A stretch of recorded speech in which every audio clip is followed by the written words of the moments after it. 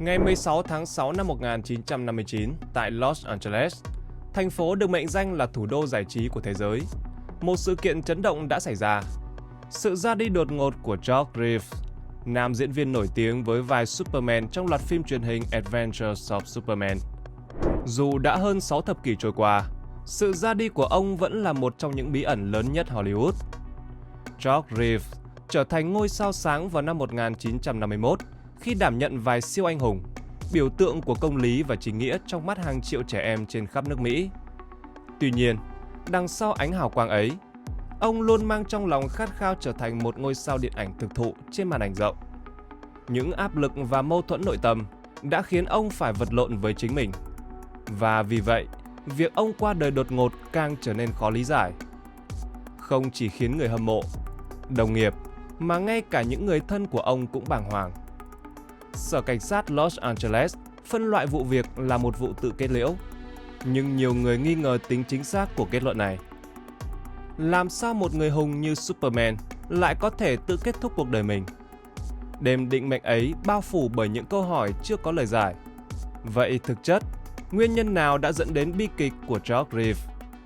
Hãy cùng nhìn lại hành trình của ông để khám phá những bí ẩn đằng sau bê bối chấn động Hollywood này. Các bạn đang theo dõi kênh Văn Tùng Siêu Kỳ Án và mình là Văn Tùng. Nếu các bạn cũng yêu thích phá án và những câu chuyện trinh thám hấp dẫn, hãy để lại một like cho video và một subscribe để ủng hộ cho Văn Tùng Siêu Kỳ Án. Còn bây giờ mời các bạn theo dõi vụ án ngày hôm nay nhé. George Reeves bắt đầu hành trình của mình tại Hollywood vào thập niên 1930 với khát vọng cháy bỏng trở thành ngôi sao màn ảnh bạc. Ông trau dồi kỹ năng diễn xuất tại Pasadena Playhouse, một ngôi trường nghệ thuật danh tiếng, và tham gia nhiều vở kịch nổi bật trong thời gian học tại đây.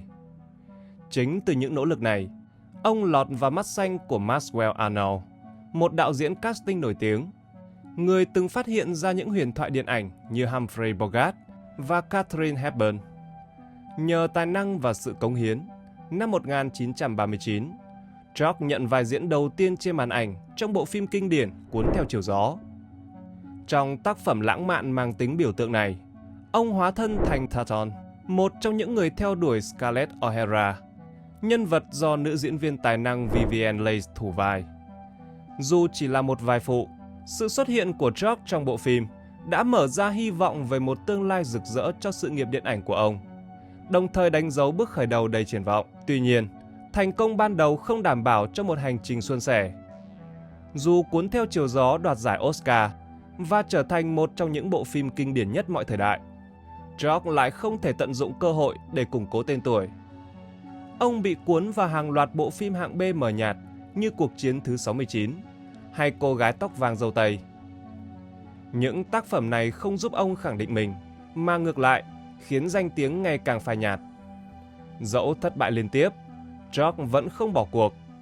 Ông tiếp tục tham gia một loạt phim miền Tây như Hopalong Cassidy và đóng vai chính bên cạnh Veronica Lake trong show Proudly We Held.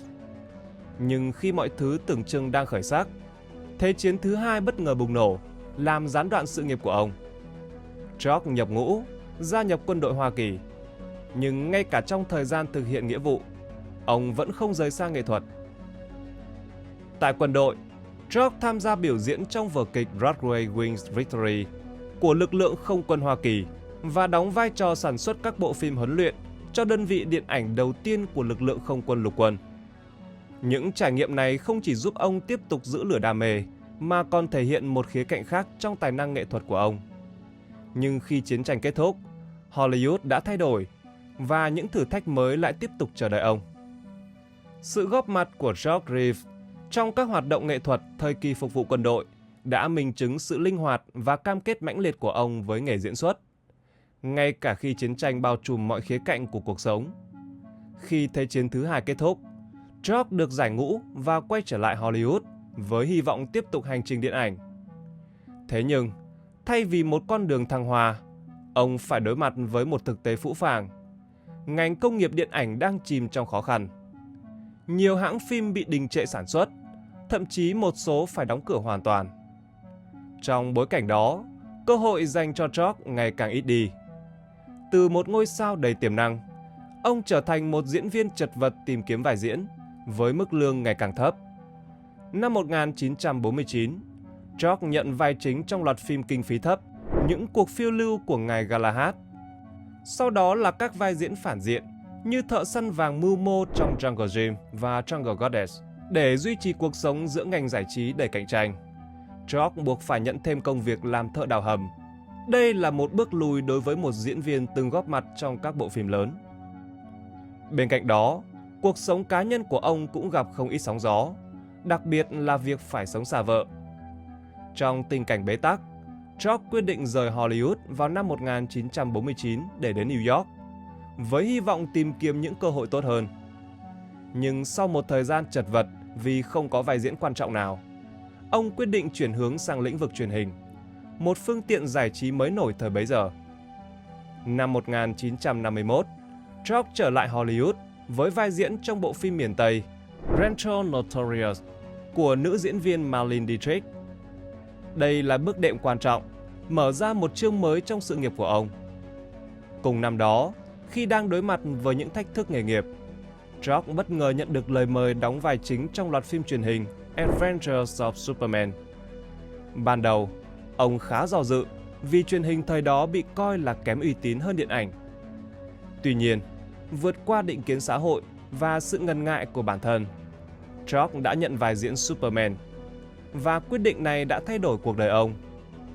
Năm 1952, George trở thành cái tên quen thuộc trong mọi gia đình nhờ loạt phim Adventures of Superman, bộ phim truyền hình đầu tiên chuyển thể từ nhân vật truyện tranh mang tính biểu tượng này. Vai diễn Superman với bộ trang phục áo choàng và quần bó đặc trưng lần đầu tiên được George thể hiện trong bộ phim đen trắng Superman and the Mole Man. Thành công ngoài mong đợi của chương trình không chỉ khiến đạo diễn và dàn diễn viên bất ngờ, mà còn biến George thành ngôi sao màn ảnh nhỏ như ông hằng mơ ước. Vai diễn Superman không chỉ đưa George lên đỉnh cao danh vọng, mà còn đặt một nền móng quan trọng cho các tác phẩm siêu anh hùng trong tương lai. Đối với nhiều người hâm mộ, George Reeves chính là biểu tượng của công lý và lòng chính nghĩa. Nhưng đằng sau sự thành công ấy là những thử thách lớn lao. Lịch trình làm việc dày đặc khiến George không thể nhận các vai diễn khác. Mặc dù mức lương tăng cao, vai diễn Superman đã trở thành một cái bóng quá lớn, đè nặng lên sự nghiệp và cả tâm lý của ông. George khao khát thử thách bản thân với những vai diễn đa dạng và sâu sắc hơn, nhưng ông bị mắc kẹt bởi sự ràng buộc với nhân vật Superman. Cảm giác mâu thuẫn giữa sự nổi tiếng và giới hạn trong sự nghiệp khiến ông ngày càng cảm thấy áp lực. Dù Superman đã giúp George khắc sâu tên mình vào lịch sử ngành giải trí, vai diễn này cũng khiến ông không ngừng trăn trở về những gì ông còn có thể đạt được. Đến năm 1958, cuộc sống cá nhân của George Reeves bắt đầu bị lu mờ bởi những bê bối tình cảm. Sau khi kết thúc mối tình ngoài hôn nhân kéo dài nhiều năm với cựu showgirl Tony Mannis, George bất ngờ công khai đính hôn với Leonore Lehman, một nhân vật nổi bật không kém trong giới giải trí. Quyết định này khiến Tony vô cùng tức giận. Theo nhiều nguồn tin, có khả năng George và Leonore đã lén lút bên nhau khi ông vẫn đang trong mối quan hệ tình cảm với Tony. Tình huống trở nên căng thẳng đến mức George phải đưa ra lệnh cấm đối với Tony, một hành động thể hiện sự phức tạp và hỗn loạn trong các mối quan hệ cá nhân của ông thời điểm đó. Tuy nhiên, rắc rối chưa dừng lại ở đó. Tin đồn lan truyền rằng George muốn hủy đính hôn với Leonore, làm dấy lên nhiều nghi vấn về mối quan hệ của họ. Dù vậy, cuộc sống cá nhân đầy rắc rối này không ảnh hưởng đến thành công của series Adventures of Superman, khi chương trình tiếp tục kéo dài qua 6 mùa với tổng cộng 104 tập. Mặc dù đoàn phim nỗ lực giúp George bứt phá để trở thành một diễn viên hàng đầu, nhưng vai diễn Superman dường như trở thành một chiếc lồng, giam giữ ông trong hình tượng siêu anh hùng mặc áo choàng đỏ. Sự lo lắng của George ngày càng lớn khi nhận ra rằng phần lớn người hâm mộ ông chỉ là những khán giả trẻ tuổi. Điều này hạn chế ông trong việc tìm kiếm các vai diễn đa dạng. Dù từng tham gia vào một số dự án nổi bật như I Love Lucy và From Here to Eternity, nhưng khoảng thời gian 2 năm thất nghiệp trước khi qua đời đã khiến George rơi vào trạng thái tuyệt vọng. Những nỗ lực thoát khỏi cái bóng của Superman dường như chỉ khiến ông thêm kiệt quệ về tinh thần và sự nghiệp ngày càng trở nên bấp bênh. Đêm ngày 16 tháng 6 năm 1959, bi kịch cuối cùng đã xảy ra. George Reeves qua đời một cách bí ẩn tại căn nhà của ông bên hẻm núi Benedict Canyon. Cơ thể không còn sự sống của ông được tìm thấy trong phòng ngủ với một vết thương do đạn bắn vào đầu. Sự việc ngày càng trở nên kỳ lạ hơn khi vị hôn thê của ông, Leonore Lehman, đang tổ chức một bữa tiệc tại tầng dưới vào thời điểm đó. Buổi tụ tập bao gồm nhà văn Robert Condon, William Bliss và hàng xóm Carol Van Ronco. Fred Crane, đồng nghiệp cũ của George trong cuốn Theo chiều gió, đã rời đi sớm hơn vào buổi tối hôm đó. Sự mơ hồ bắt nguồn từ những mâu thuẫn trong lời khai của các vị khách, tạo nên một màn sương bí ẩn bao phủ sự ra đi của George. Theo Sở Cảnh sát Los Angeles, George đã rút lui khỏi buổi tiệc sau một thời gian ngắn tham gia vì ông cảm thấy khó chịu với tiếng ồn. Ông uống vài ly rồi trở về phòng trong tâm trạng không mấy vui vẻ. Không khí tại bữa tiệc vẫn tiếp tục rất sôi động, với âm nhạc lớn và rượu mạnh, những đặc trưng quen thuộc tại các buổi tụ tập trong giới giải trí. Nhưng niềm vui ngắn ngủi ấy sớm bị gián đoạn. Khoảng 1 giờ 30 đến 2 giờ sáng, một tiếng súng vang lên khiến mọi người sửng sốt. William Bliss là người đầu tiên bước vào phòng và phát hiện George đang nằm bất động, không mảnh vải trên giường, với vết thương chí mạng ở đầu. Khi cảnh sát Los Angeles đến hiện trường, họ phải đối mặt với một khung cảnh hỗn loạn. Tất cả những người có mặt tại bữa tiệc đều say khướt, lời nói không còn mạch lạc. Tuy nhiên, bất chấp sự mâu thuẫn trong các câu chuyện, tất cả dường như đồng lòng với một kết luận. George Reeves đã tự kết liễu đời mình.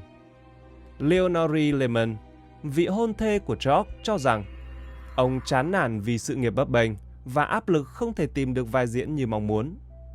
Báo cáo của cảnh sát Los Angeles nhanh chóng củng cố nhận định này, ghi nhận rằng George đã rơi vào trạng thái tuyệt vọng trước khi qua đời. Nhưng dù pháp luật và công chúng dễ dàng chấp nhận kết luận này, sự ra đi của George vẫn để lại những câu hỏi chưa có lời giải, với nhiều dấu hiệu mâu thuẫn và bí ẩn làm dấy lên nhiều nghi ngờ rằng có điều gì đó đã bị che giấu. Một trong những chi tiết đáng chú ý nhất là khẩu súng không hề có dấu vân tay, và tay của George cũng không có dấu vết của thuốc súng. Một yếu tố quan trọng thường thấy trong những trường hợp tự kết liễu bằng súng.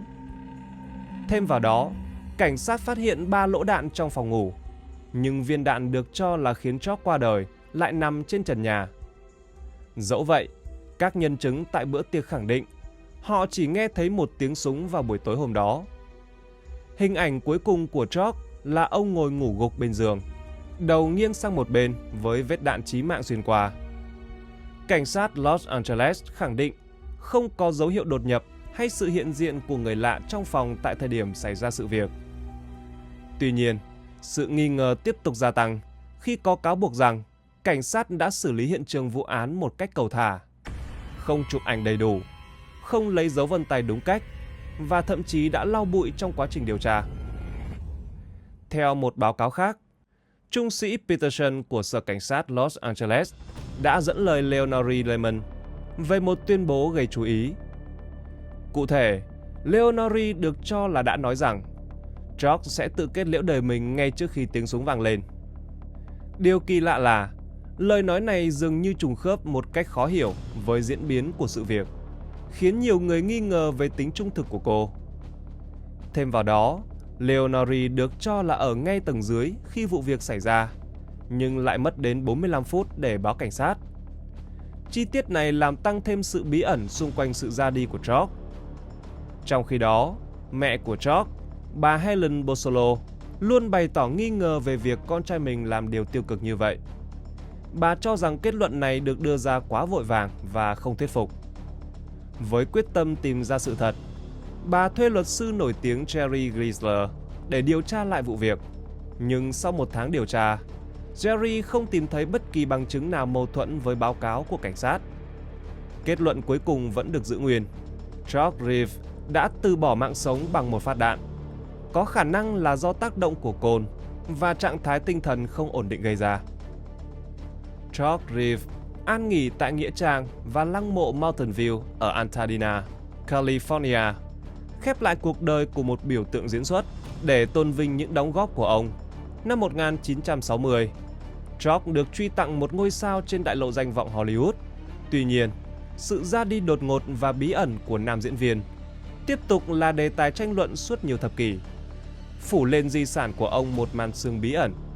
George, người đã làm sống động nhân vật Superman trên màn ảnh nhỏ, không chỉ được công chúng yêu mến mà còn được đồng nghiệp nhớ đến. Thậm chí 61 năm sau, các diễn viên như Gig Young và Alan Ladd vẫn bày tỏ sự nghi ngờ về kết luận chính thức.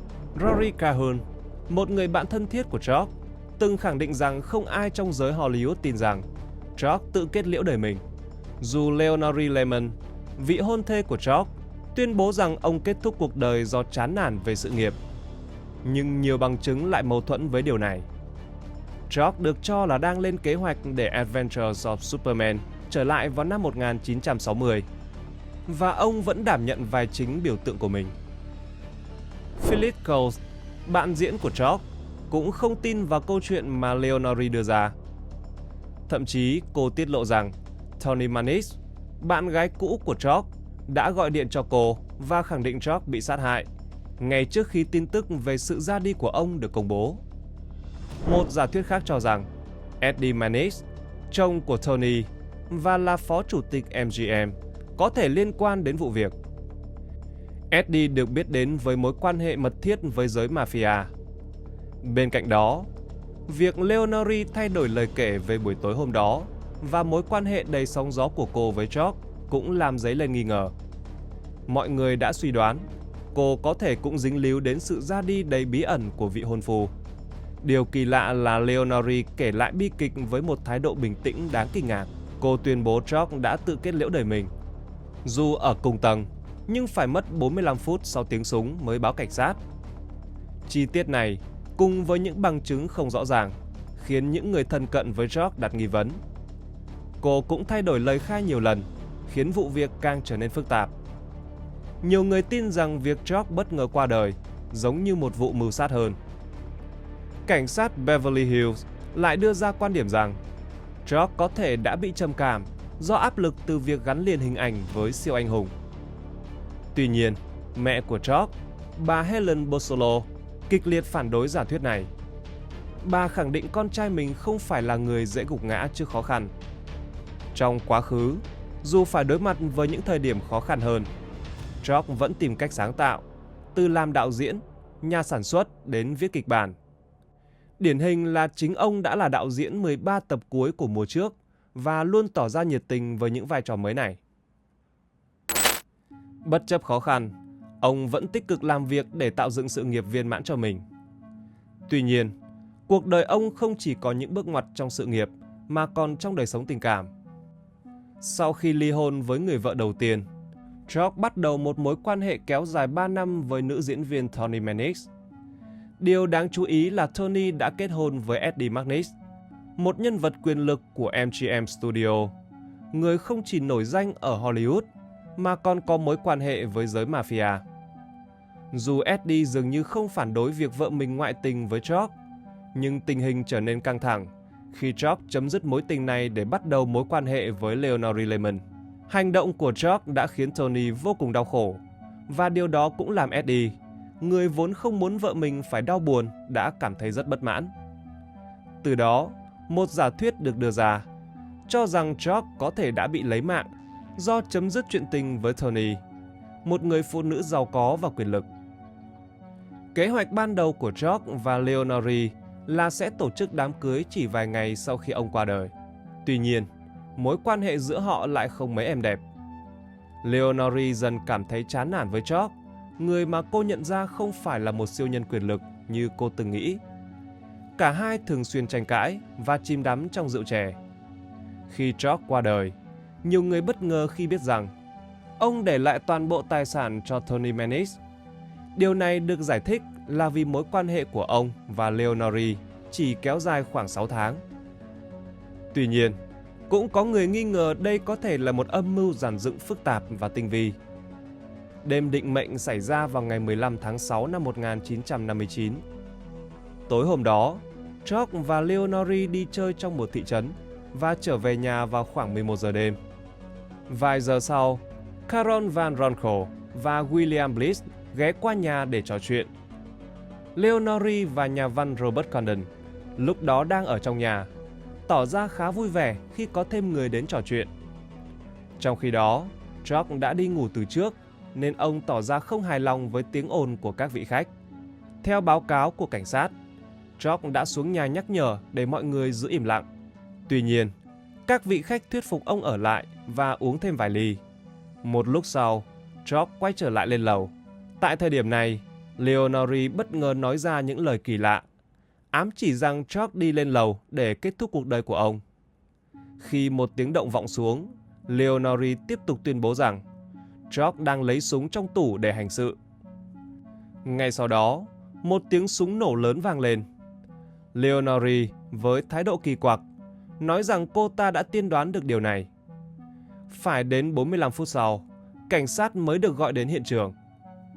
Tại căn phòng trên lầu, George được tìm thấy đã qua đời, khẩu súng nằm trên sàn và một vết đạn chí mạng ở đầu. Dù cảnh sát nhanh chóng kết luận rằng đây là một vụ tự kết liễu, nhưng nhiều người thân cận với George hoàn toàn không đồng tình. Họ cho rằng một số chi tiết trong vụ việc không trùng khớp. Cách hành xử của Leonore và những người có mặt trong ngôi nhà đêm hôm đó càng làm tăng thêm sự nghi ngờ, khiến sự ra đi của George trở thành một bí ẩn chưa có lời giải rõ ràng. Khi đó, George Reeve được phát hiện đã tử vong trong tình trạng khỏa thân, một chi tiết khiến nhiều người không khỏi nghi ngờ. Tối hôm đó, George đã uống vài ly rượu, nhưng ngay cả trong trạng thái say xỉn, việc ông cởi bỏ toàn bộ quần áo trước khi kết liễu đời mình vẫn là điều kỳ lạ. Tại hiện trường, cảnh sát tìm thấy 2 lỗ đạn trên tấm thảm và một lỗ trên trần nhà, đồng thời lần ra vết thương chí mạng trên đầu George. Tuy nhiên, các nhân chứng khẳng định chỉ nghe thấy một tiếng súng duy nhất vào đêm hôm đó. Trên cơ thể George còn xuất hiện nhiều vết bầm tím và những dấu vết khả nghi khác. Sự ra đi bí ẩn của George Reeve đã trở thành nguồn cảm hứng cho bộ phim Hollywoodland được sản xuất vào năm 2006. Bộ phim đã đưa vụ việc lên màn ảnh rộng và khám phá những giả thuyết xung quanh cái kết bí ẩn về cuộc đời ông.